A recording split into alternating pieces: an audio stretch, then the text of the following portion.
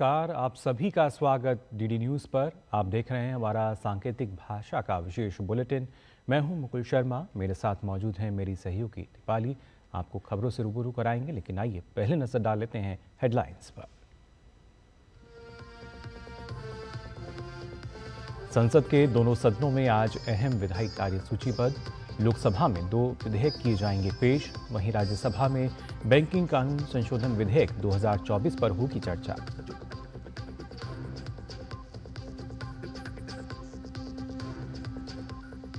संयुक्त अरब अमीरात के उप प्रधानमंत्री एवं विदेश मंत्री शेख अब्दुल्ला बिन जायद अल नाहयान भारत के दौरे पर पीएम मोदी से मुलाकात के साथ ही भारत यूएई रणनीतिक वार्ता में लेंगे हिस्सा।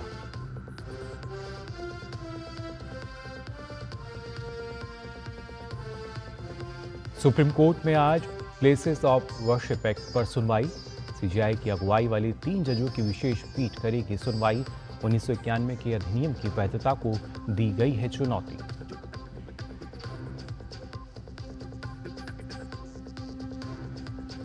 पहाड़ों में हिमपात के बाद राजधानी दिल्ली समेत पूरे उत्तर भारत में शीतलहर का प्रकोप। ठंड से बचने के लिए लोग अलाव का ले रहे हैं सहारा।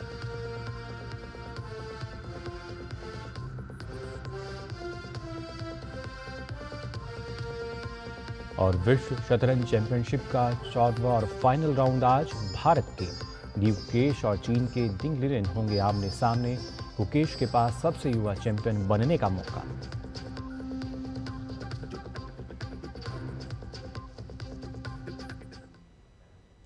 और आइए अब खबरें देखते हैं विस्तार से। लोकसभा में आज 2 विधेयक विचार और पारित किए जाने के लिए पेश किए जाएंगे। लोकसभा में आपदा प्रबंधन संशोधन विधेयक 2024 पर शुरू हुई चर्चा को आगे बढ़ाया जाएगा। इस विधेयक के माध्यम से आपदा प्रबंधन अधिनियम 2005 में संशोधन किए जाएंगे। इस विधेयक के माध्यम से आपदा प्रबंधन के क्षेत्र में कार्यरत प्राधिकरणों और समितियों की भूमिका में अधिक स्पष्टता लाई जाएगी। राष्ट्रीय और राज्य स्तर पर आपदा डेटाबेस बनाने की व्यवस्था की जाएगी।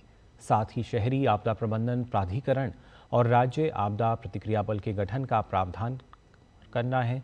इसके साथ ही लोकसभा में गोवा राज्य विधानसभा के निर्वाचन क्षेत्रों में अनुसूचित जनजातियों के प्रतिनिधित्व का समायोजन विधेयक 2024 पर चर्चा होगी। ये विधेयक गोवा विधानसभा में अनुसूचित जनजातियों के लिए सीटें आरक्षित करने का प्रावधान करता है। राज्यसभा में आज बैंकिंग कानून संशोधन विधेयक 2024 पर चर्चा को आगे बढ़ाया जाएगा। बैंकिंग कानून संशोधन विधेयक 2024 को उच्च सदन में 9 दिसंबर को चर्चा के लिए लाया गया था। इस विधेयक के माध्यम से बैंकिंग से जुड़े कई पुराने अधिनियमों में संशोधन किया जाना है। विधेयक को लोकसभा से 3 दिसंबर को पारित किया गया था। राज्यसभा में विभिन्न स्थायी समितियों से संबंधित प्रतिवेदन और विवरण भी पेश होंगे। इसके साथ ही दोनों सदनों में वित्त मंत्री निर्मला सीतारमण साल 2024 और 25 के लिए अनुपूरक अनुदान मांगों का विवरण पेश करेंगी। प्रश्नकाल के दौरान अलग अलग मंत्रालयों से कई अहम प्रश्न पूछे जाएंगे।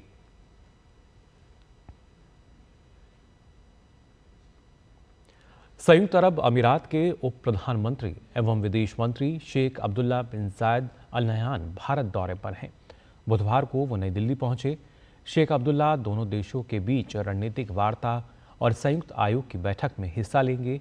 वह प्रधानमंत्री नरेंद्र मोदी से मुलाकात करेंगे। विदेश मंत्री एस जयशंकर और यूएई के नेता भारत यूएई रणनीतिक वार्ता बैठक में द्विपक्षीय रणनीतिक संबंधों की समीक्षा करेंगे। आपको बता दें कि दोनों देशों ने वाणिज्य, व्यापार और निवेश के क्षेत्र में मजबूत साझेदारी स्थापित की है।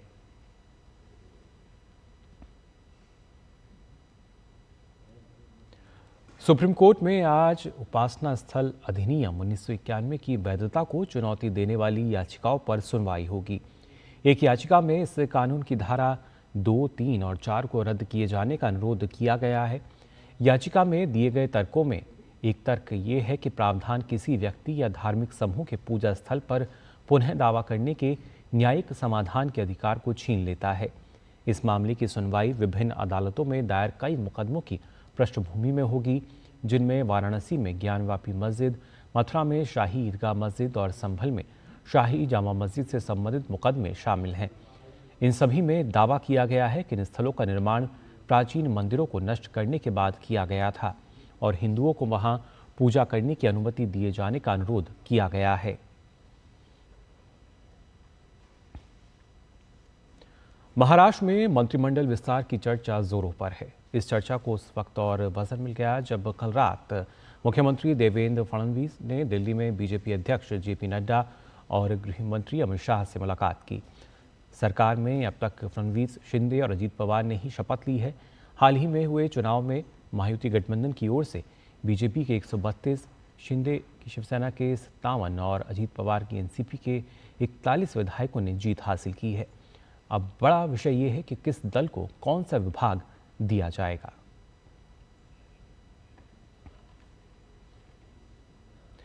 सुरक्षा बलों ने जम्मू के रियासी जिले के माहौर में हथियारों और गोला बारूद के जखीरे का पता लगाया है। एक आतंकवादी ठिकाना है जहां से एक AK असॉल्ट राइफल, 400 से अधिक राउंड वाली इसकी 3 मैगजीन, 2 पिस्तौल, 14 राउंड वाली 2 मैगजीन और 4 हथगोले शामिल हैं। सुरक्षा बलों की ओर से अब ये पता लगाया जा रहा है कि ये हथियार और गोला बारूद कहां से आए और इसके पीछे क्या मकसद है।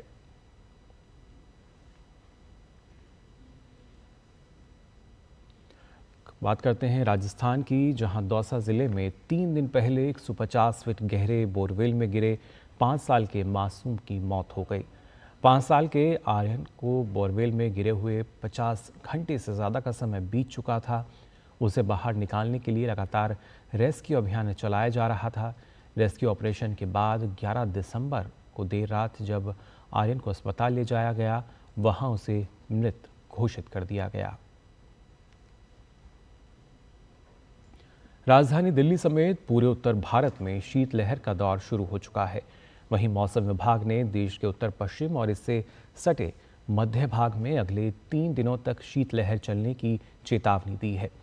दिल्ली में ठंड बढ़ने की वजह से लोगों को आश्रय घरों का सहारा लेना पड़ रहा है। वहीं दिल्ली से सटे उत्तर प्रदेश के गाजियाबाद में लोग जगह जगह अलाव जलाकर शीतलहर से बचने की कोशिश करते हुए नजर आए।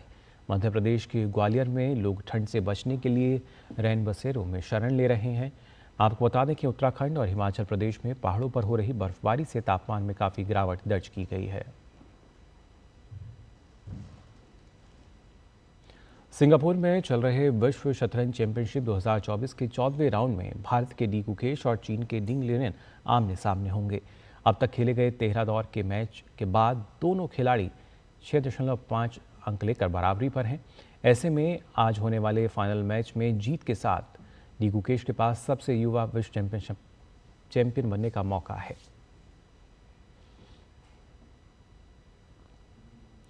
तो फिलहाल के लिए सांकेतिक भाषा के इस विशेष बुलेटिन में बस इतना ही।